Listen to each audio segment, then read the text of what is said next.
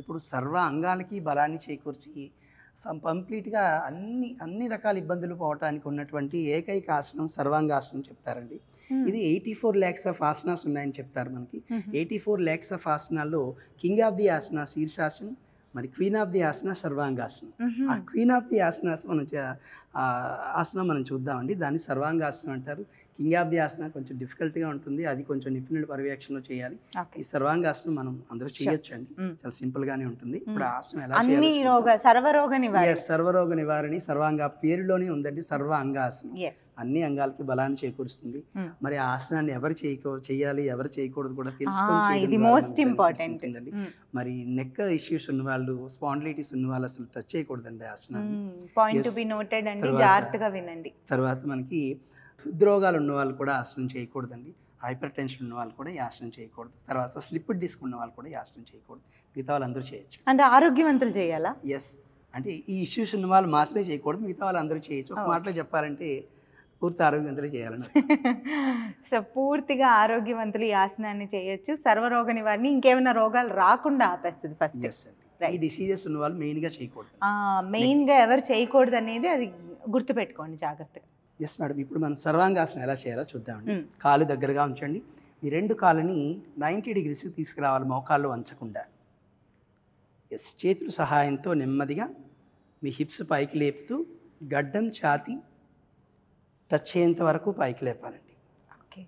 Yes, ఈ ఆసనంలో సుఖంగా ఉండగలిగినంత సేపు మాత్రమే ఉండాలండి. మొదట్లో ప్రారంభంలో సుఖంగా ఉంది ఈ ఆసనం.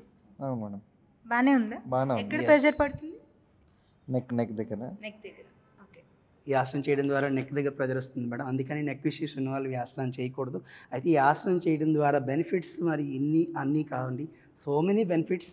ఇందులో చాలా సులువుగా బ్రెయిన్కి బ్లడ్ సర్క్యులేషన్ జరుగుతుందండి. Rich blood supply to the brain. So అందుచేత మనకి బ్రెయిన్కి సంబంధించినటువంటి ఇబ్బందులు రాకుండా ఉంటాయి.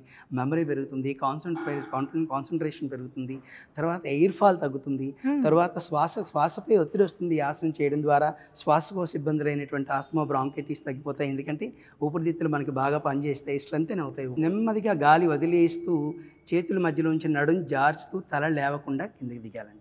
మళ్ళీ గాలి వదిలేస్తూ నెమ్మదిగా కాళ్ళని దించేయాలండి. సో ఉన్నటువంటి బెనిఫిట్స్, ఈ ఆసనాన్ని బెనిఫిట్స్ తెలుసుకుంటే ఈ ఆసనాన్ని అందరూ చేసి తీరుతారు తప్పనిసరిగా. సో యానల్ డిజార్డర్స్ కూడా తగ్గిపోతాయండి. జస్ట్ లైక్ ఫిస్టులా, తర్వాత ఫైల్స్, ఇటువంటి వ్యాధులు కూడా తగ్గిపోతాయండి.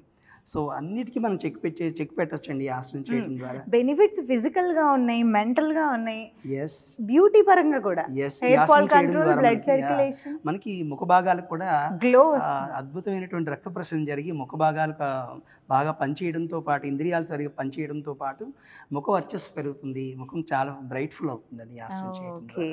సో అన్ని బెనిఫిట్స్ ఉన్నటువంటి అద్భుతమైన ఆసనం ఇది సర్వాంగాసనం. సర్వాంగాసనం చూశారు కదండి. సో ఏమి ఒక ప్రాబ్లం గురించి అని కాదు, మొత్తం సర్వాంగాసనం సర్వరోగ నివారణి, అసలు రోగాలు లేని వాళ్ళకు కూడా మంచి మంచి బెనిఫిట్స్ ఉన్నటువంటి ఆసనం. ట్రై చేయండి. కాకపోతే ఫస్ట్ ఇనీషియల్ స్టేజెస్లో స్టార్ట్ చేద్దాం అనుకునే వాళ్ళు నిపుణుల పర్యవేక్షణలో చేయడం ద్వారా మంచిది.